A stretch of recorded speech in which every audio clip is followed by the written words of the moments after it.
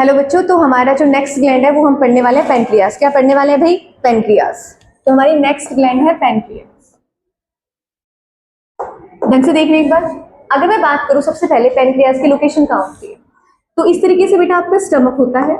Stomach के बाद आपकी स्मॉल इंटेस्टाइन आती है। तो स्मॉल इंटेस्टाइन की जो वेरी फर्स्ट हिस्सा होता है डेडुनम, और उसके बाद जेजुनम जो हिस्सा होता है, वहां पे आपका इस तरीके से एक लीफ लाइक स्ट्रक्चर प्रेजेंट होते हैं, जिसे हम क्या बोलते हैं? पैनक्रिया। क्या बोलते हैं बेटा?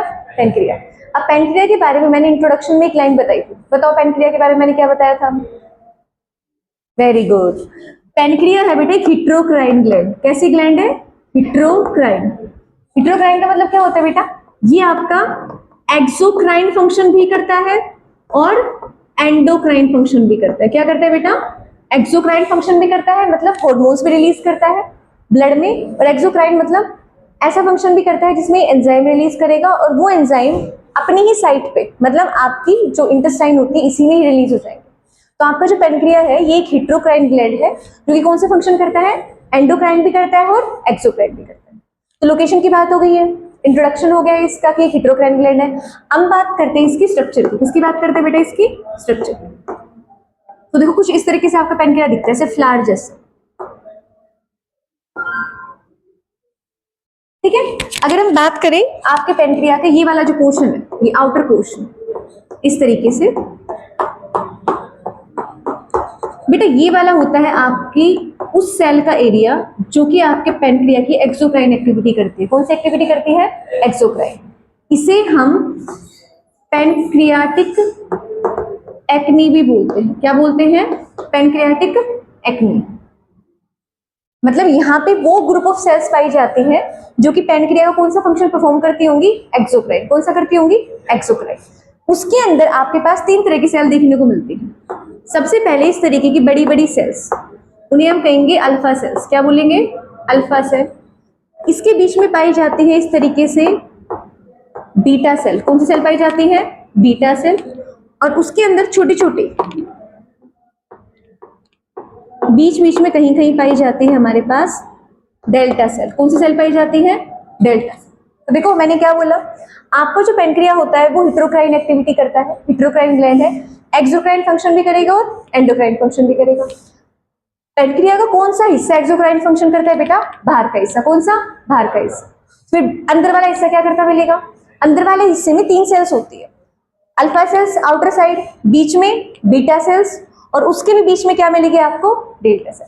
बेटा ये आपका होता है अल्फा, बीटा और डेल्टा सेल, ये मिलके बनाते हैं आपके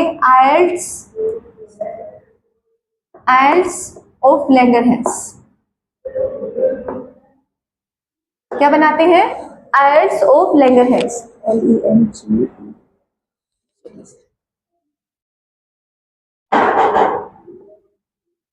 ये होता है आपके पैनक्रिया का एंडोक्राइन पार्ट। कौन सा पार्ट होता है बेटा? Endocrine part. देखो ज्यादा मुश्किल नहीं है, मैं आपको ये बता रही हूँ कि आपको जो पैनक्रिया होता है वो दो तरह के फंक्शन करता है, एंडोक्राइन और एक्सोक्राइन। अगर हम पैनक्रिया को, ये जो पैनक्रिया है ऐसे इस तरीके से, बीच में एक डंडी सी है, फिर ऐसे ऐसे फ्लावर सा बन रहा है, तुमने इसको बीच से काट दिया, बीच से काटने के बाद तोड़ा और ऐसे ऊपर से देख रहे हो, ऊपर से कुछ ऐसा दिखाई दिया है तुम्हें। इसका जो बाहर आउटर पोर्शन है उसे हम क्या बोलेंगे? पैनक्रियाटिक एक्नी, या फिर इसका एक्सोक्राइन पार्ट। जिसका इंटरनल पोर्शन होता है जिसको हम क्या बोलते हैं? Islets of Langerhans. क्या बोलते हैं बेटा? Islets of Langerhans. इस आयल्स ऑफ लैंगरहैंस में तीन तरह की सेल होती है, बाहर की तरफ अल्फा, बीच में बीटा, और उनके भी बीच में कौन सी सेल? Delta cell. ये तीनों सेल्स कौन सा फंक्शन करती है बेटा? एंडोक्राइन। कौन सा करती है? एंडोक्राइन। और जो हम इस टॉपिक में पढ़ने वाले हैं वो आपके इन तीन सेल्स का फंक्शन पढ़ने वाले हैं। किसका फंक्शन पढ़ने वाले हैं? इन तीन सेल्स का। तो शुरू करते हैं हम आपका एंडोक्राइन पार्ट। बेटा एक्सोक्राइन पोर्शन हम नहीं कर रहे हैं, वो आपके डाइजेस्ट सिस्टम में आता है जो कि हमारे सिलेबस से बाहर है। हम सिर्फ करेंगे आपका एंडोक्राइन पोर्शन। कौन सा करेंगे? Endocrine portion. अब मैं बात करूं आपके एंडोक्राइन पोर्शन में, तो हमारे पास तीन सेल देखने को मिली, अल्फा, बीटा और डेल्टा। कौन सी देखने को मिली? अल्फा, बीटा और डेल्टा। सबसे पहले हम बात करते हैं बेटा बीटा सेल की। किसकी बात करते हैं? Beta cells. अगर मैं बीटा सेल्स की लोकेशन की बात करूं तो तुम कहोगे कि ये जो होती हैं ये सराउंडेड होती हैं बाय अल्फा सेल्स। किससे सराउंडेड होती है बेटा? अल्फा सेल से। देखा डायग्राम में पीछे, पहले अल्फा सेल्स थी, बीच में क्या थी आपकी? Beta cell. बेटा बीटा सेल जो हार्मोन रिलीज करती है, एक इंपॉर्टेंट हार्मोन, इसका नाम है इंसुलिन। क्या नाम है बेटा? इंसुलिन। इंसुलिन का फंक्शन क्या होता है बेटा? इंसुलिन का फंक्शन होता है ब्लड ग्लूकोज लेवल को डिक्रीज करना। किसको डिक्रीज करना? ब्लड ग्लूकोज लेवल को। ब्लड ग्लूकोज लेवल डिक्रीज करने से क्या मतलब है? जब आपने खाना खाया बहुत सारा, तो खाना खाने के बाद जैसे आपका डाइजेस्ट सिस्टम आपके खाने को उसके कॉम्प्लेक्स से सिंपल मॉलिक्यूल में तोड़ रहा होगा, तो सिंपल में किस में तोड़ेगा? कार्बोहाइड्रेट को ग्लूकोज में। किस में तोड़ेगा? ग्लूकोज में। तो तोड़ने के बाद सारी चीजें तुम्हारे इंटेस्टाइन से किस में एब्जॉर्ब हो जाएंगी? ब्लड में। अब मुझे बताओ, जब तुमने खाना खाया है, खाने का डाइजेशन हो चुका है 1-2 घंटे बाद, तो तुम्हारे ब्लड में ग्लूकोज का अमाउंट क्या मिलेगा? ज्यादा। अब ज्यादा ग्लूकोज तो हमारी बॉडी के लिए हानिकारक होता है, तो आपका कौन सा हार्मोन रिलीज होगा? इंसुलिन। कौन सा रिलीज होगा बेटा? इंसुलिन। और ये इंसुलिन हार्मोन जो ग्लूकोज है आपके ब्लड में, इसको स्टोर करवाएगा 3 जगह। देखना एक बार, हिपेटोसाइट, लीवर की सेल्स, ठीक है, स्केलेटल मसल और आपकी एडिपोज सेल्स। समझना मैं क्या कह रही हूं? हमारी बॉडी में अगर ग्लूकोज ज्यादा है ब्लड के अंदर, तो उसको स्टोर करने के लिए कितनी जगह होती है? 3। लीवर की सेल्स को हम बोलते हैं हिपेटोसाइट। हिपेटिक शब्द लीवर के लिए यूज होता है बेटा। लीवर की सेल को हम क्या बोलते हैं? हिपेटोसाइट। स्केलेटल मसल्स, और तीसरा आपकी एडिपोज सेल्स। कौन सी सेल? एडिपोज। नोटिस करो, अगर तुम्हें सबसे पहले, अगर तुम जिम जाते हो और तुम्हें कहते हैं कि तुम बल्क अप हो, मसल बनाओ, तुम्हें सबसे पहले चीनी छोड़ने कहते हैं, या फिर शुगर से बनी हुई चीजें छोड़ने कहते हैं, प्रोटीन ज्यादा खाने कहते हैं ना। क्यों कहते हैं? आपका जितना भी एक्सेस ग्लूकोज होता है वो आपके एडिपोज सेल, स्केलेटल मसल और लीवर के पास जाके स्टोर होता है। तो जो आपकी सबसे पहले डॉक्टर आपको किस चीज की सलाह देते हैं? शुगर छोड़ने। सबसे पहले ये कहता है ना, कार्बोहाइड्रेट कम खाओ, प्रोटीन ज्यादा खाओ। तो क्यों कहता है? जो भी आपकी ग्लूकोज होती है वो कहाँ कहाँ स्टोर होती है बेटा? हिपेटोसाइट, स्केलेटल मसल और तीसरा आपका एडिपोज सेल। तो देखो हुआ क्या, जैसे ही तुमने क्या खाया? बहुत सारा ग्लूकोज, तो ब्लड में ग्लूकोज लेवल क्या हो गया? ज्यादा। ज्यादा होते ही कौन सा हार्मोन रिलीज हुआ? इंसुलिन। इंसुलिन ने, बताऊंगी अभी आगे, इन तीनों एरियाज की सेल पे काम करा। सेल पे काम करने के बाद क्या हुआ? आपका जितना भी ग्लूकोज था वो इनकी सेल में जाके भर गया। क्या हो गया? इनकी सेल में जाके भर गया। रीजन, जैसे ही इसके अंदर भरा, आपके ब्लड की ग्लूकोज लेवल क्या हो गई? कम हो गई। तो मेन फंक्शन क्या होता है इसका?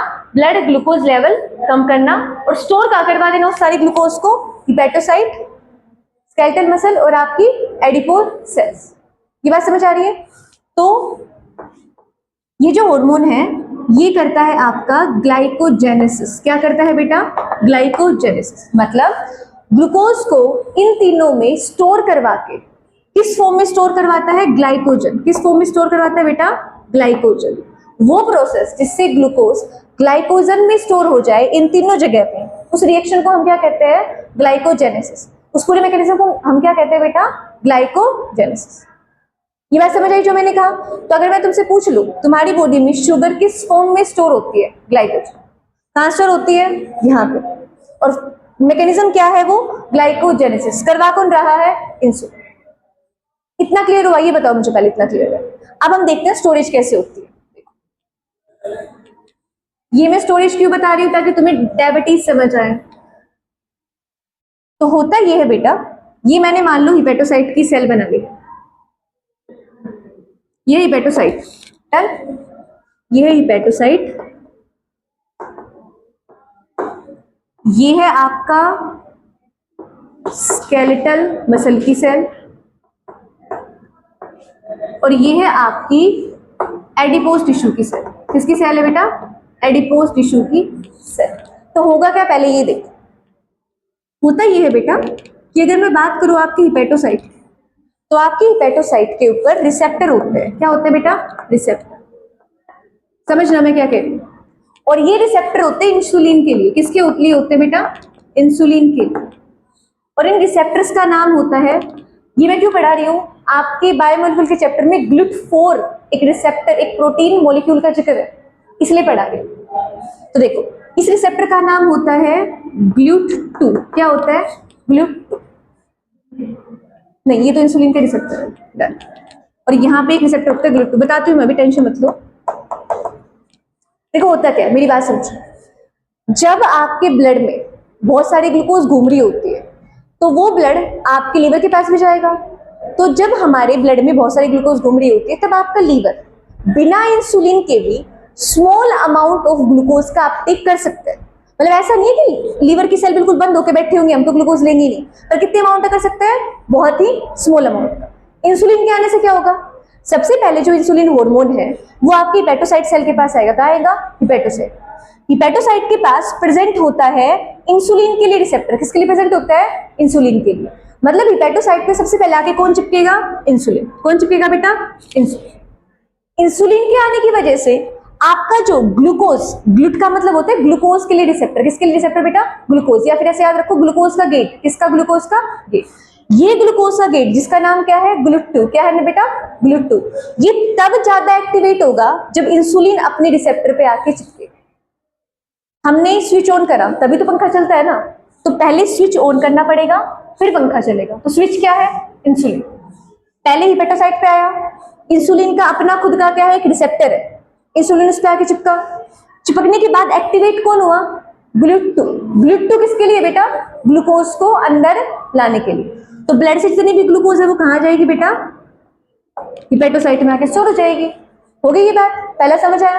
अब समझो दूसरा, स्केलेटल मसल और एडिपोज सेल में। मेरे को एक बात बता दो, तुमने ये बात समझ ली तो इसका मतलब कहीं ना कहीं स्केलेटल मसल और एडिपोज टिश्यू भी तभी कोई चीज लेती होंगी तब इनके पास क्या आएगा, इंसुलिन। क्या आएगा, इंसुलिन।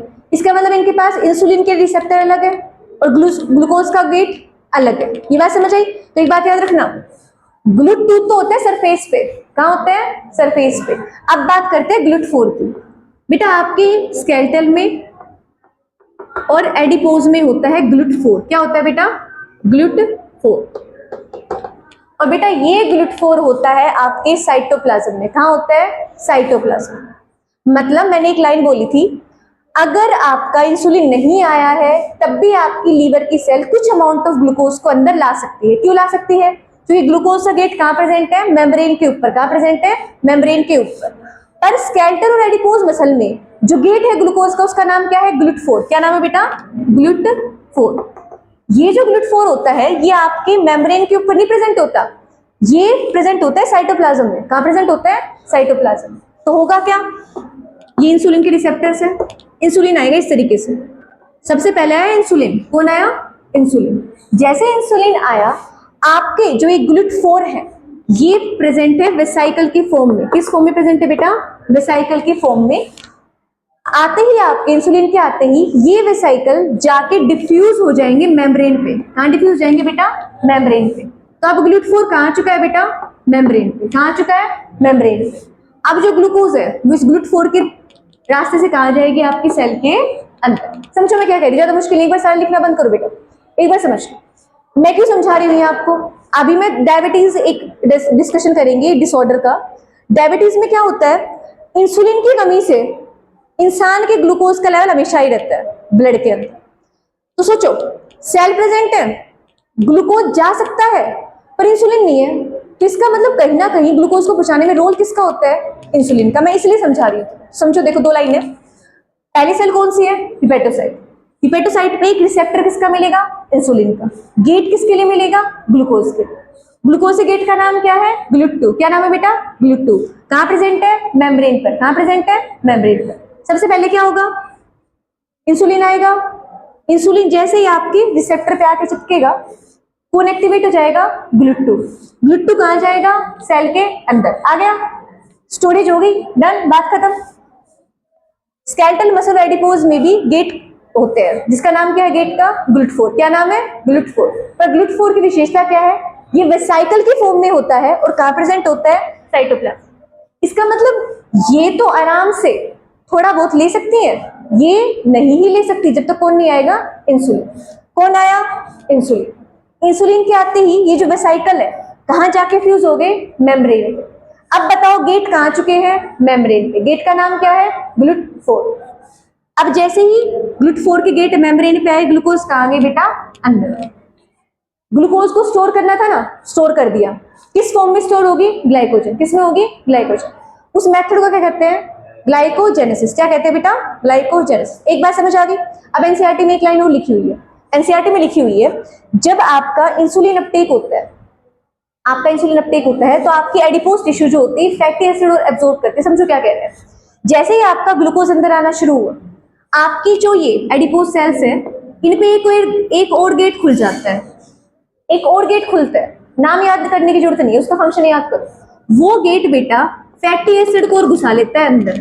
किसको घुसा लेता है? फैटी एसिड को। नोटिस करो, जब अपन खाना पीना छोड़ते हैं ना तो हमारा मसल का मोटापा भी खत्म हो जाता है ना? क्यों? हर बार ग्लूकोज खाओगे, ग्लूकोज को कहाँ लेके जाएंगे? Adipose cell. एडिपोज सेल में जैसे ही ग्लूकोज आना शुरू होगा, एक और गेट खुलेगा, और वो गेट क्या करेगा?